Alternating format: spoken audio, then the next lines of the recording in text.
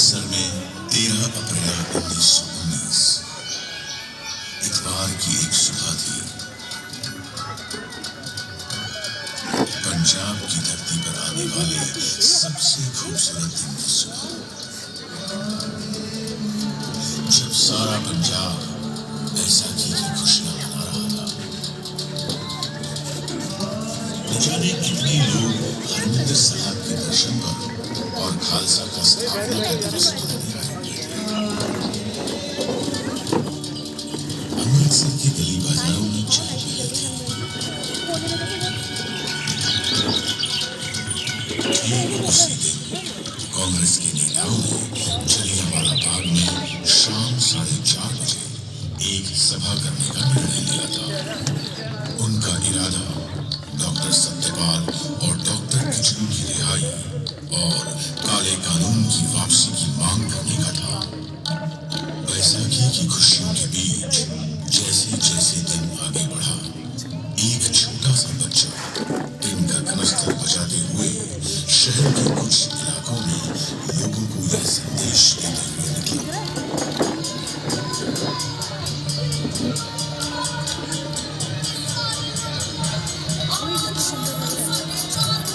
मामा का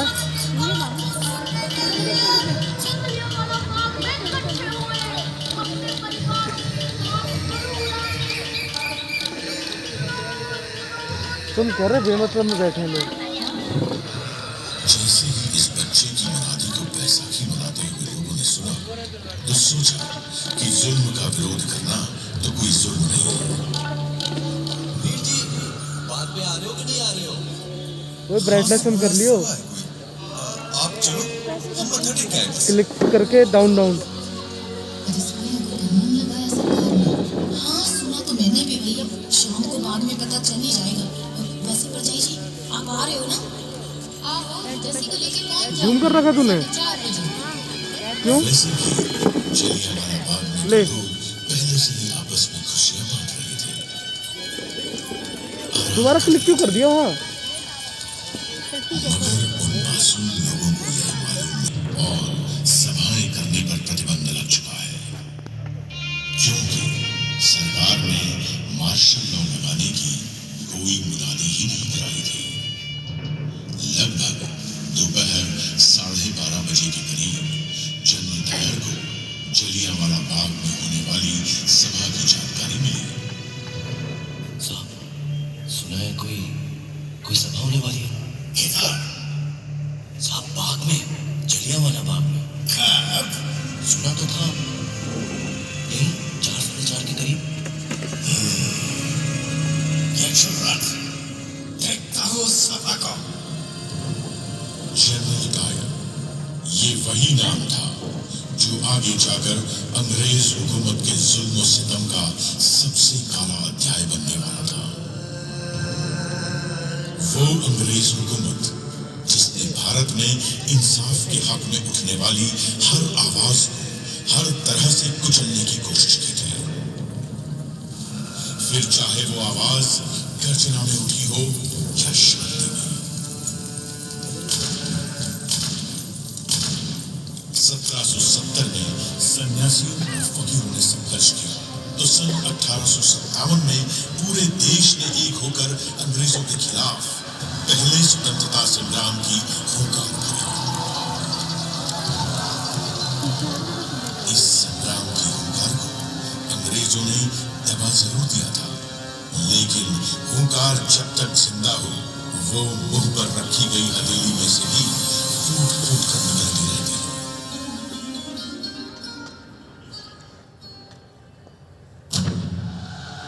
कभी क्रांतिकारियों ने आजादी का बीड़ा उठाया तो कभी कांग्रेस के गर्म दल ने।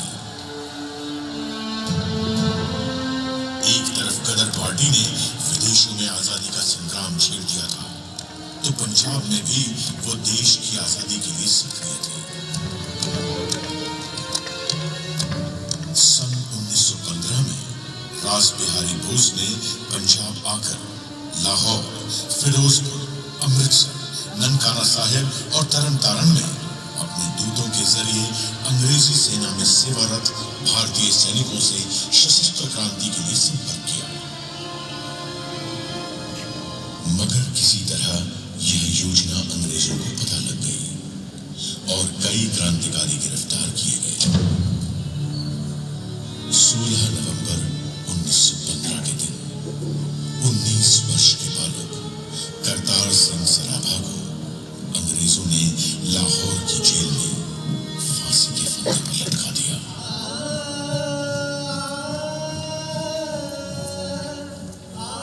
सन 1918 में सैन फ्रांसिस्को में गदर दल के सदस्यों पर मुकदमे चलाकर सजाएं दी गई।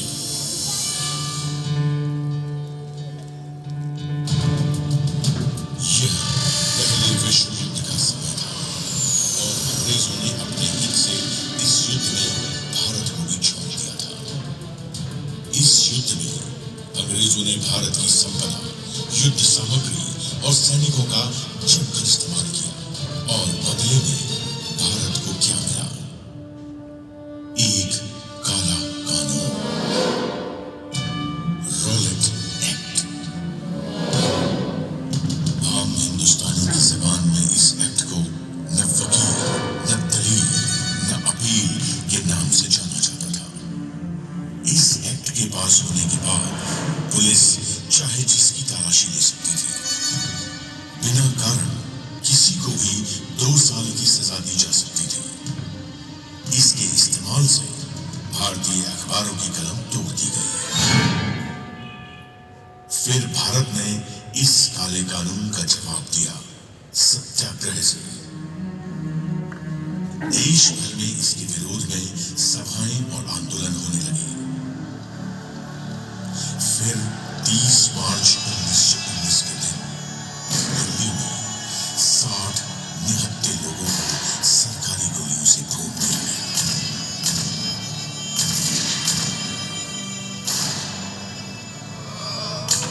पंजाब में डॉक्टर सत्यपाल और डॉक्टर सैफुद्दीन किचलू इसी कानून के विरोध का नेतृत्व कर रहे थे।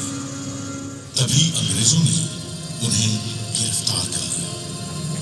पंजाब की जनता ने इस गिरफ्तारी का विरोध किया और उनकी रिहाई के लिए आवेदन तक दिए। लेकिन पंजाब के लेफ्टिनेंट गवर्नर माइकल ओडायर पर इसका कोई असर नहीं हुआ। उसके इरादे कुछ और ही थे। 9 अप्रैल 1919 को रामनवमी का त्योहार अमृतसर में शांतिपूर्वक बीता था। फिर भी अंग्रेजों ने उस दिन महात्मा गांधी के वहां आने पर रोक लगा दी और उन्हें पलवल पर ही गिरफ्तार कर लिया। आप यहाँ से आगे नहीं जा सकते। आपको गिरफ्तार किया जाएगा। You are under arrest. इसके विरोध में पंजाब में कई जगहों पर सभाएं हुई, लेकिन लोगों को यह नहीं मालूम था कि उनके इस अहिंसात्मक प्रतिरोध का जवाब अंग्रेज किस बर्बरता से देंगे। माइकल ओडायर ने जनरल डायर को सेना की टुकड़ियों के साथ जालंधर से बुलवा लिया। General, report here immediately with your troops. तुम्हारी यहाँ जरूरत है। इन हिंदुस्तानियों को काबू में लाना पड़ेगा। Yes, sir. I'm coming. जब जलियांवाला बाग में बैसाखी मनाने आए हजारों हिंदुस्तानी अपने नेता हंसराज को सुन रहे थे, एक हवाई जहाज उनके ऊपर से गुजरा। दरअसल अंग्रेज हवाई जहाज से बाग का मुआयना कर रहे थे। इस घटना से वहां मौजूद लोगों में बेचैनी बढ़ गई। और शांति बनाए रखिए, शांति बनाए रखिए। डरने की कोई बात नहीं है। उनके नेता ने उन्हें न घबराने की सलाह दी। तभी कुछ ही देर में दूर से उस संकरी गली से कुछ आवाजें आनी शुरू हुई। कुछ बख्तरबंद गाड़ियां गली के बाहर आ रही। पीछे से आ रही थी कौन? पीछे से आ रही गाड़ियां। जनरल डायर अपने 90 सैनिकों के आवाज आ रही साथ थी। बाग में आ चुका था। देखिएगा, अगर हमने आया या हिंसा की तो हम उनसे अलग कैसे हुए? लोगों में कुछ हलचल सी हुई, मगर हंसराज ने उन्हें डरने से मना किया। डरने की कोई बात नहीं है। हम शांति से बात करेंगे। शांति से बात करते हुए लोगों से किसे खतरा हो सकता था? लोग उससे पहले जनरल डायर ने अपने सिपाहियों को पोजीशन लेने का हुक्म दिया। लोगों में खौफ बढ़ता जा रहा था। औरतें अपने बच्चों को देख के दहशत में कांपती जा रही थी। आदमी अपने परिवारों को अपनी बाहों में समेटे चीखों के समंदर में डूबे जा रहे थे। और बच्चों को तो मालूम ही नहीं था कि उनके मासूम से खिलखिलाते चेहरे कुछ देर बाद एक गहरी और ठंडी खामोशी में गुम हो जाने वाले थे। न कोई चेतावनी, न बाग खाली करने की घोषणा, न सभा बंद करने का हुक्म, सीधे एक हुक्म जारी हुआ।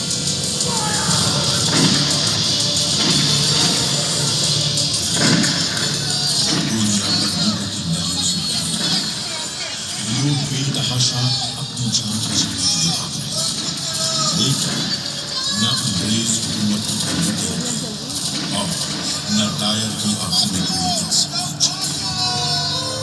जो गोलियां उन बेगुनाहों के जिस्मों को चीरती हुई दीवारों में धंस गई थी, वो आज भी यहाँ की दीवारों में दफन है। गोलियां चलती रही।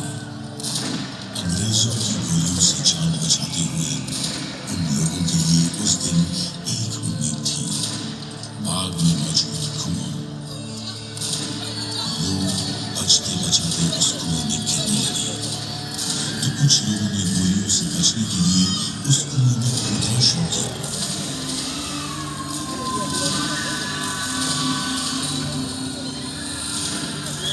एक के बाद एक लोग उस कुएं में गिरते चले गए।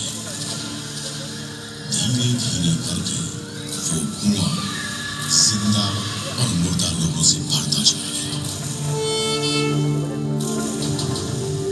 कुआं इंसान की प्यास बुझाता है, लेकिन उस दिन इस कुएं ने शैतान की प्यास बुझाई थी। ये कुआं इस ऐतिहासिक मैदान के बीच में गूंजता हुआ एक काला धब्बा है, जिसमें आज भी उन मासूमों की चीखें गूंज रही हैं। उस दिन जलियांवाला बाग में खूनी जनरल डायर की प्यासी बंदूकें गोलियां खत्म होने तक चलती रही और हिंदुस्तानी शहीद होते रहे। उसे तो यह अफसोस हो रहा था कि गली संकरी होने के कारण वह अपनी मशीन गन वहां तक नहीं ला पाया था।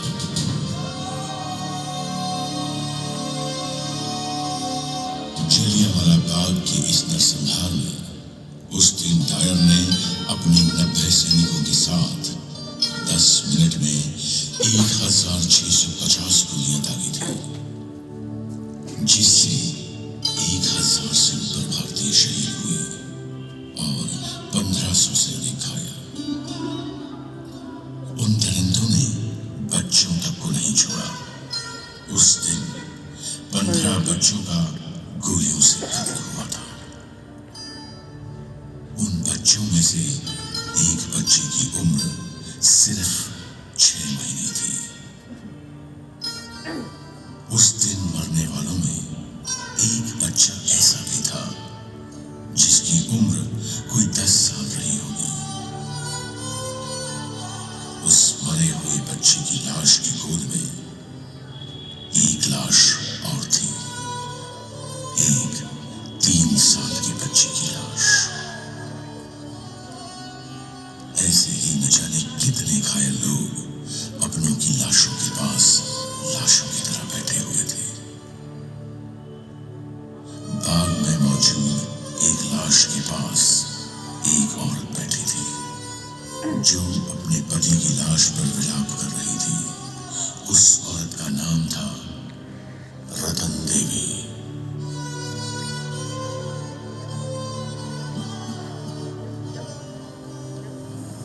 कुत्तों को भगाने के लिए मैंने एक छड़ी खोज ली। वहां दर्द में छटपटाते 3 और लोगों को भी देखा। साथ ही करीब 12 साल के एक बच्चे को देखा जिसने कराहते हुए विनती की कि मैं वहां से ना जाऊं। मैंने पूछा कि क्या मैं उसे कुछ उड़ा दूं, लेकिन उसे तो केवल पानी चाहिए था। उस जगह मैं पानी कहां से लाती? अपनी अनुभूतियों को व्यक्त करना मेरे लिए असंभव है। वहां मृतकों के ढेर लगे पड़े थे। उनमें से बहुत से छोटे छोटे मासूम बच्चे भी थे। मैं वो दृश्य कभी नहीं भूल सकती। मृतकों के उस एकाकी जंगल में पूरी रात मैंने अकेले ही बिताई। हर घंटे घड़ी की आवाज सुनाई दे रही थी। सुबह 6 बजे मेरी गली से कुछ लोग चारपाई लाए और मैं अपने पति का शरीर घर ले जा सकी। उस रात मैंने जो अनुभव किया वो केवल मुझे और मेरे भगवान को ही पता है।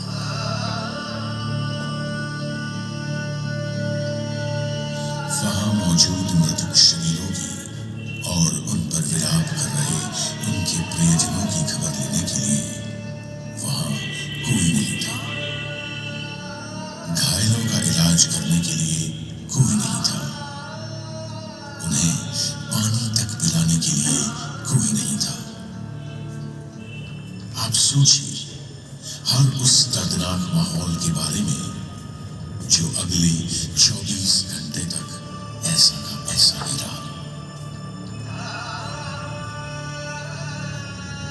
वो दर्द और वो खामोशी जो उस दिन जलियांवाला बाग में पैदा हुई थी, वो खामोशी हिंदुस्तान के सीने में आज तक गूंज रही है।